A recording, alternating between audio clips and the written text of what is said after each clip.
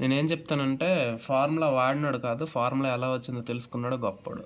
ఈ ఫార్ములా ఇప్పుడు మనం సమ్ ఆఫ్ n నెంబర్స్ అనే సిరీస్ దాని యొక్క ఫార్ములా అది ఎలా వచ్చిందనేది ఈరోజు మనం డెరైవ్ చేద్దాం.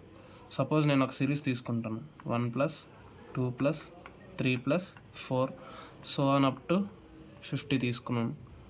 సో 49 48 సో ఇలాగ S ఆఫ్ n ఈ నెంబర్స్ నేను తీసుకున్నాను. ఇప్పుడు ఈ నెంబర్స్ యొక్క సమ్ నాకు కావాలి. నేను ఏం చేస్తానంటే ఇవన్నీ యాడ్ చేసుకున్న కన్నా ఫస్ట్ నెంబర్ని లాస్ట్ నెంబర్ని యాడ్ చేస్తాను, తర్వాత సెకండ్ నెంబర్ని లాస్ట్ నుంచి సెకండ్, థర్డ్ నుంచి లాస్ట్ నుంచి థర్డ్, ఫోర్త్ నుంచి లాస్ట్ నుంచి ఫోర్త్, ఇలాగ యాడ్ చేసుకున్నప్పుడు first number last number add చేస్తే నాకేం వచ్చింది 51 వచ్చింది.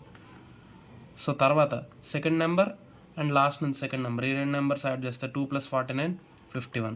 మళ్ళీ థర్డ్ నెంబర్ అండ్ లాస్ట్ నుంచి థర్డ్ నెంబర్ ఈ రెండు యాడ్ చేసుకుని మళ్ళీ నాకు 51 వచ్చింది. సో సచ్ దట్ నాకు ఇలాగ ఎన్ని పేర్స్ ఫార్మ్ అవుతాయి, టోటల్ నెంబర్స్ 50 ఉన్నాయి. అందులో మనం ఎలా ఎన్ని తీసుకుంటున్నాం 2 తీసుకుంటున్నాం కాబట్టి మనకి టోటల్గా 25 పేర్స్ ఫార్మ్ అవుతాయి.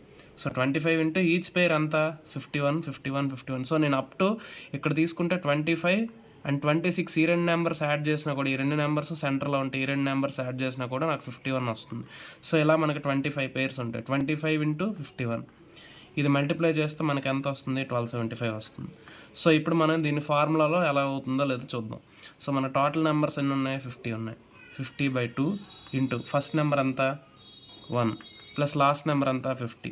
సో దీన్ని మల్టిప్లై చేస్తే 25 50/2 50 / 2 అంటే 25, 50 + 1 అంటే 51. సో 50 and 25 మనం ఇక్కడ ఆల్రెడీ చేస్తాం, ఇక్కడ మళ్ళీ అదే ఆన్సర్ వస్తుంది 1275. So hence the formula is derived from this equation.